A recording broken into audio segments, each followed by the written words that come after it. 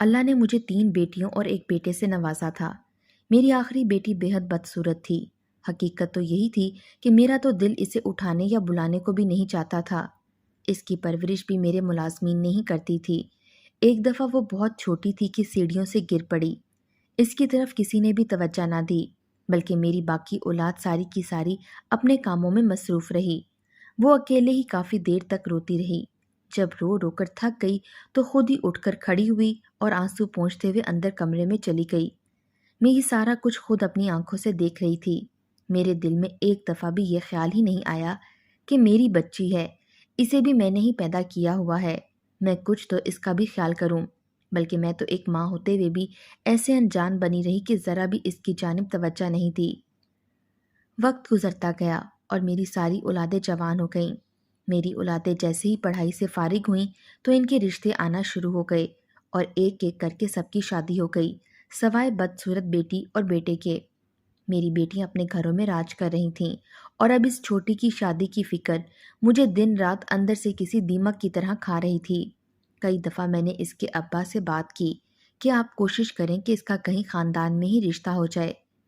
وہ میری طرف رحم بھری نظروں سے دیکھتے اور ساتھ ہی اماں سے کہتے کہ دعا کر دیا کرو۔ ویسے تو حالات بڑے ہی نازک ہیں۔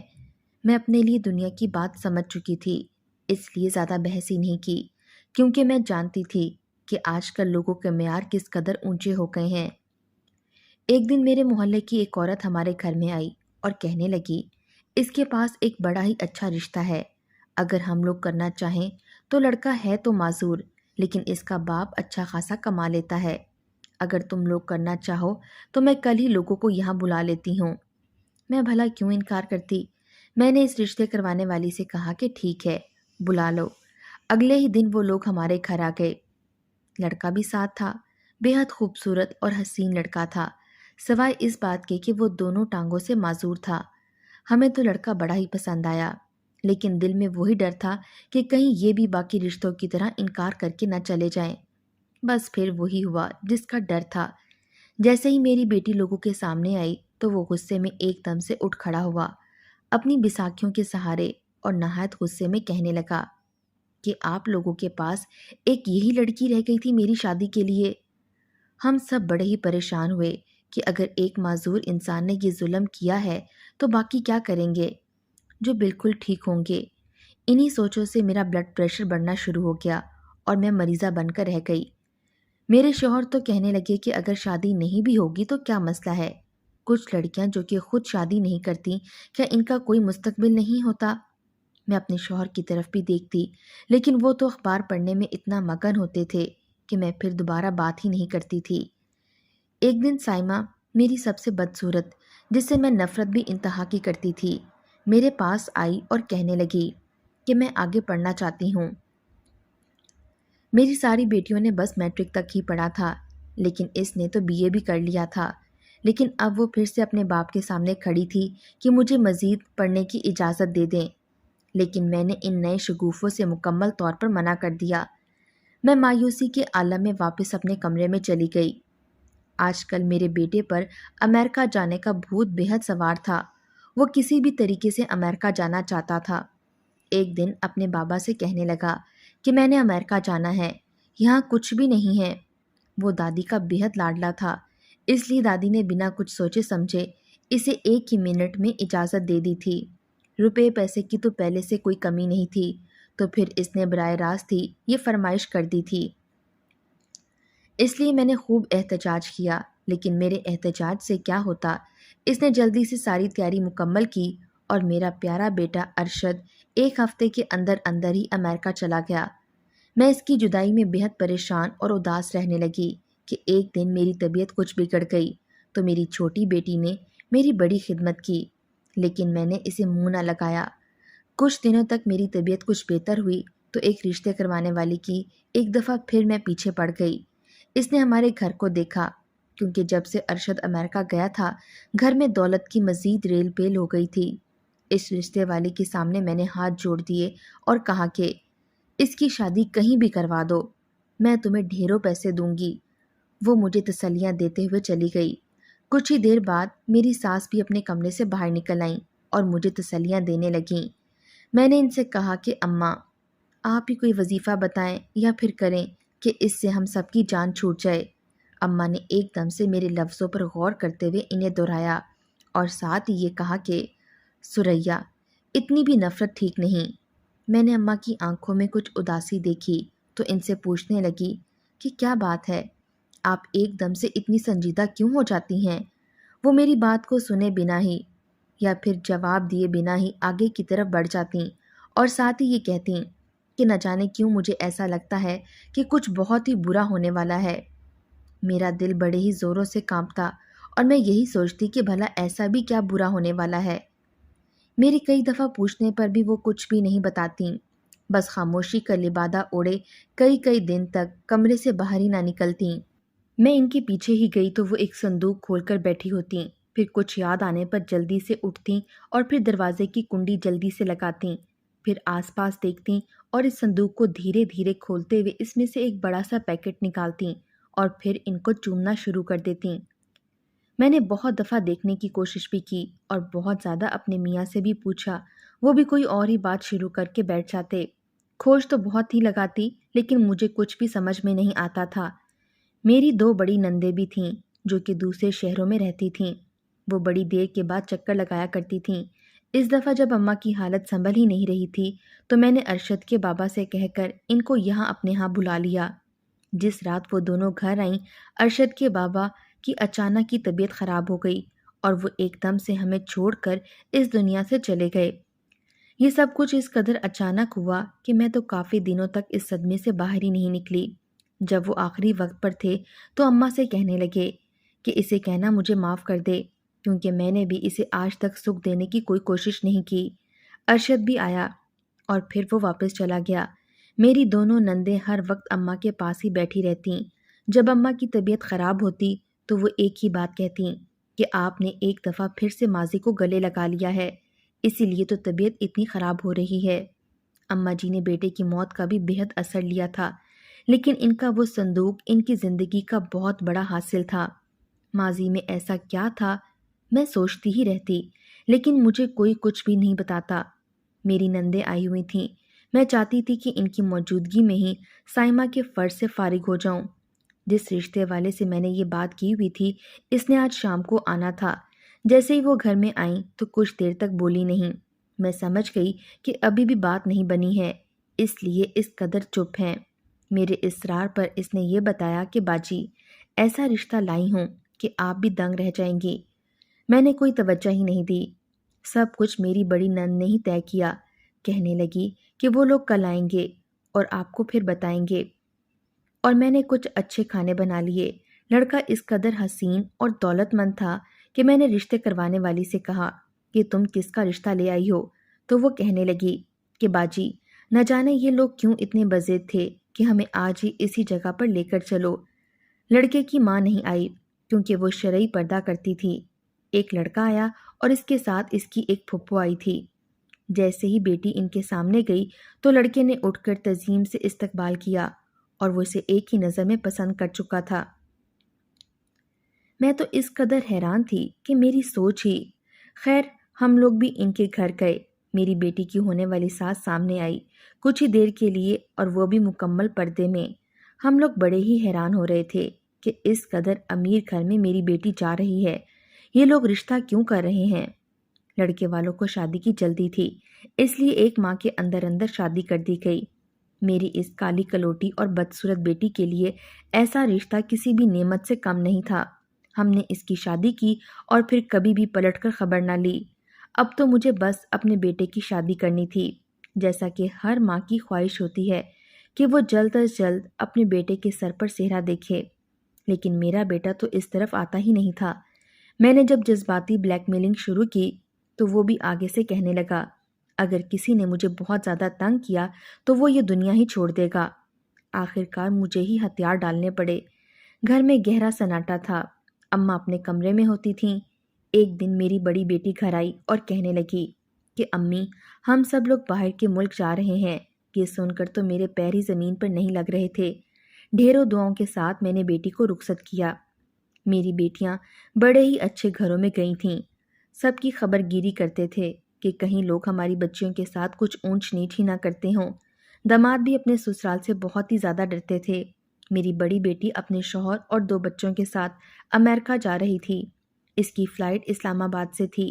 ابھی فلائٹ میں کچھ وقت ہی باقی تھا کہ وہ کہنے لگی کہ میں نے سامنے سڑک پر ایک آدمی کو چلتے ہوئے دیکھا ہے۔ وہ ہو بہو ارشد جیسا ہی تھا۔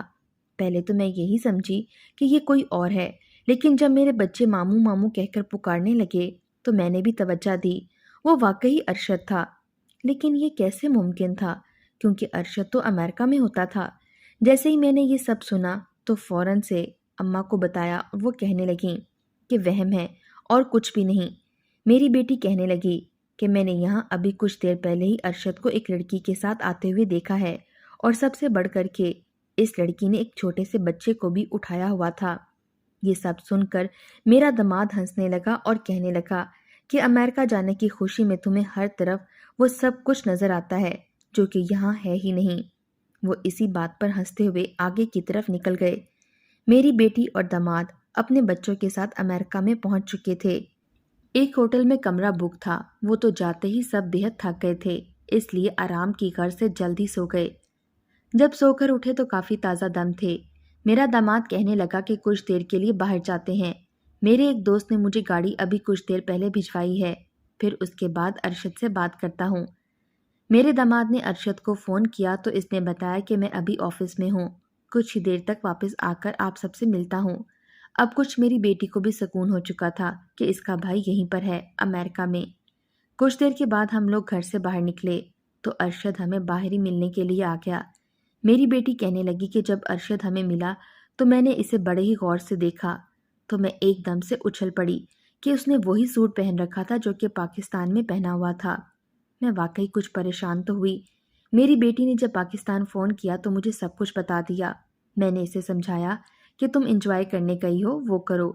وہ بیچاری میری یہ باتیں سن کر حیران تو بہت ہوئی، لیکن جب میں نے غور کیا تو محسوس ہوا کہ واقعی کچھ تو گڑبڑ ہے۔ خیر میں نے اپنے ذہن سے ساری باتیں نکال دیں اور کہا کہ میرا بیٹا ایسا کبھی ہو ہی نہیں سکتا کہ میری نافرمانی کرے یا پھر کچھ ایسا کرے۔ لیکن کچھ ہی دنوں کے بعد میری بیٹی کی کال آ گئی اور کہنے لگی، اماں میں نے ارشد بھائی کو ایک لڑکی کے ساتھ دیکھا ہے، وہ بڑے ہی خوش لگ رہے تھے، لیکن اماں ان کے ساتھ ایک لڑکی بھی تھی۔ وہ لڑکی تو ایسی تھی جیسے توے کی پچھلی طرف، اور بھائی اس کے ساتھ اس قدر خوش گپیوں میں مصروف تھے جیسے بیوی ہو۔ ارے کیا اول فول بکے جا رہی ہو؟ جانتی تو ہو کہ امریکہ کا کتنا کھلا ماحول ہے، وہاں یہ لڑکے لڑکی کا میل ملاپ کوئی بری بات نہیں۔ اب تم بھی ایسی سوچوں کو ذہن سے جھٹک دو اور مجھے بھی سکون سے رہنے دو۔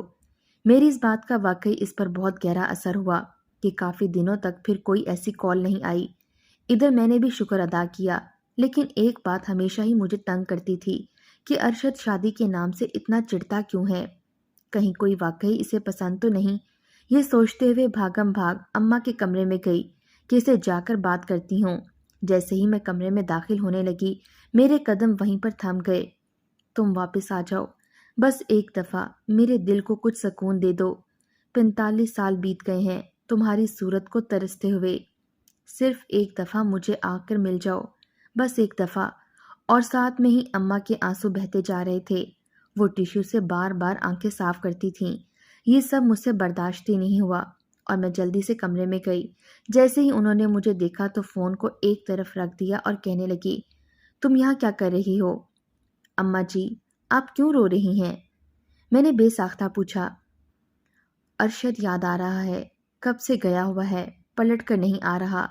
پتہ بھی ہے کہ دادی کس قدر اداس ہو جاتی ہے۔ اماں جی میں بھی تو یہی بات کرنے آئی ہوں کہ آپ ہی ارشد کو واپس بلائیں اور اسے کچھ سمجھائیں، اب اس کی شادی کر دینی چاہیے۔ ہاں مناؤں گی وہ جلد واپس آئے تاکہ ہم اس کی شادی کر دیں۔ ساری باتیں ایک طرف، لیکن میں ارشد کی وجہ سے واقعی اب بےحد پریشان رہنے لگی تھی۔ خیر سوچا تو یہی ہے کہ ابھی شام کو اسے کال کر کے کہوں گی کہ اب بہت ہو گیا، واپس اپنے ملک میں آ جاؤ۔ لیکن شام کو ارشد کو کال کرنے کی نوبت ہی نہیں آئی، کیونکہ شام میں دروازے پر دستک ہوئی۔ جیسے ہی میری نظر دروازے پر پڑی تو ایک فقیرنی کھڑی تھی اور وہ بولی، خود تو یہاں بڑی ہی عیاشی کی زندگی بسر کر رہی ہو اور بڑی خوش ہو، اپنی بدصورت بیٹی کو ایک اونچے گھرانے اور بہت خوبصورت لڑکے کے ساتھ بیاہ دیا تو تمہاری ذمہ داریاں ختم ہو گئیں۔ ارے جا کر اپنی اس بیٹی کی خبر لو، وہ کن حالات سے گزر رہی ہے۔ اگر تو نے اب بھی اس کی خبر نہ لی تو تجھ پر اللہ کا ایسا عذاب نازل ہوگا کہ ساری زندگیاں معافی مانگتی رہ جائے گی، معافی نہیں ملے گی۔ میں یہ سب سن کر حیران رہ گئی کہ یہ فقیرنی ہے اور میری بیٹی کی سسرال والوں کو کیسے جانتی ہے۔ میں نے اس فقیرنی کو جواب دینے کے لیے ابھی کچھ سوچا ہی تھا کہ وہ ایک دم سے باہر نکل گئی۔ میں ان سوچوں کے بھنور میں تھی کہ نہ جانے میری بیٹی کس حال میں ہوگی۔ ہم نے بھی تو بڑی جلدی کی تھی اس کی شادی کرنے میں، بالکل بھی نہیں سوچا تھا۔ میں فوراً اماں کے کمرے میں جانے لگی تو دروازے کی کنڈی اندر سے لگی ہوئی تھی۔ میں دوسری طرف سے گئی اور کھڑکی میں سے جھانکا تو یہ دیکھ کر جان ہی نکل گئی۔ وہ اپنے بیڈ کے نیچے سے ایک صندوق نکالے بیٹھی ہیں، ان میں سے کچھ جوڑے نکال کر بار بار دیکھتی ہیں، پھر آنکھوں سے لگاتی ہیں۔ ان میں ایک تصویر بھی ہے جسے وہ بار بار چومتی ہیں اور اسی تصویر سے بار بار معافی بھی مانگتی رہیں۔ ان کا سارا چہرہ آنسوؤں سے بھر چکا تھا۔ یہ اماں کس کو یاد کر کے اتنی شدت سے روتی ہیں؟ میرے ذہن میں طرح طرح کے وسوسے آ رہے تھے۔ میں مایوسی کی عالم میں واپس آ گئی اور پوری رات جاگتی آنکھوں میں گزار دی۔ ایک طرف اماں اور دوسری طرف ساری زندگی بیٹی پہ کیے جانے والے ظلم و ستم کی وجہ سے عذاب الہی کا ڈر۔ آج یہ ساری باتیں بڑی ہی شدت سے ستا رہی تھیں۔ میں نے صبح ہوتے ہی سوچ لیا تھا کہ آج بیٹی کی طرف ضرور جاؤں گی۔ اماں کو ناشتہ کروا کر کہا کہ آپ بھی ساتھ چلیں، لیکن وہ کہنے لگیں کہ تم ہی ہو آؤ، اور بہتر تو یہ ہے کہ اسے کچھ دنوں کے لیے ساتھ ہی لے آؤ، تاکہ کچھ دن یہاں رہے گی تو اس کی حالت بھی کچھ بہتر ہو جائے گی۔ میں سر ہلاتے ہوئے سب کچھ سمجھ رہی تھی کہ اچانک ہی میری بیٹیاں گھر میں داخل ہو رہی تھیں، حتیٰ کہ وہ امریکہ والی بھی۔ میں بڑی حیران ہوئی، یہ ساری ہی کیوں آ رہی ہیں؟ کیونکہ گھر میں تو کوئی ایسا فنکشن نہیں تھا۔ ساری میری قریبی بیٹھ گئیں، اور بڑی بیٹی جو کہ امریکہ گئی ہوئی تھی وہ تو سب سے زیادہ چہرہ پھلائے ہوئے تھی۔ پوچھنے پر بھی کچھ نہیں بتایا۔ کچھ دیر کے بعد خود ہی کہنے لگی کہ امی، ارشد نے امریکہ میں شادی کی ہوئی ہے، اس نے ہم سے یہ بات کیوں چھپائی؟ ہم تو خود کب سے کہہ رہے تھے کہ اس کی شادی کرتے ہیں، لیکن وہ خود ہی یہاں نہیں آتا تھا۔ اب دیکھ لیجئے۔ وہ ایک ہی سانس میں بولتی جا رہی تھی اور میں بے یقینی کے عالم میں اسے دیکھ رہی تھی کہ میرا ایک ہی بیٹا ہے، یہ کیوں اس کے اس قدر خلاف بولنے لگ گئی ہیں؟ فاطمہ، کیا چاہتی ہو؟ میرے بچے پر کیوں الزام تراشیوں سے باز نہیں آ رہی؟ ابھی کل رات کو میری اس سے بات ہوئی ہے اور وہ کہہ رہا ہے کہ وہ جلد پاکستان ہمیشہ کے لیے واپس آ رہا ہے۔ فاطمہ میرے منہ کی طرف دیکھتی ہی جا رہی تھی، سر پکڑ کر بیٹھ گئی اور کہنے لگی، اماں آپ مت مانیں، لیکن میں بتا رہی ہوں کہ وہ کوئی نہ کوئی چند چڑھا چکا ہے۔ فاطمہ، آج تو مجھے چھوٹی کی طرف جانا ہے، بہت ضروری ہے۔ اماں جی آپ چلیں میرے ساتھ۔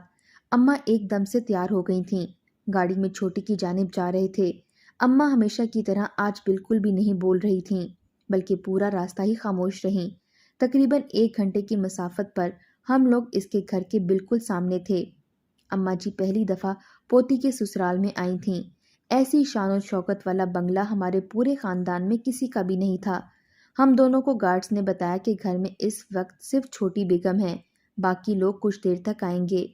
میں نے کہا کہ ہم انتظار کر لیتے ہیں۔ جیسے ہی ہم لوگ گھر کے اندر داخل ہوئے تو اماں اندر کی چمک دھمک میں ہی کھو گئیں کہ ہماری اس بدصورت سی بیٹی کے لیے ایسے نصیب بھی ہو سکتے ہیں۔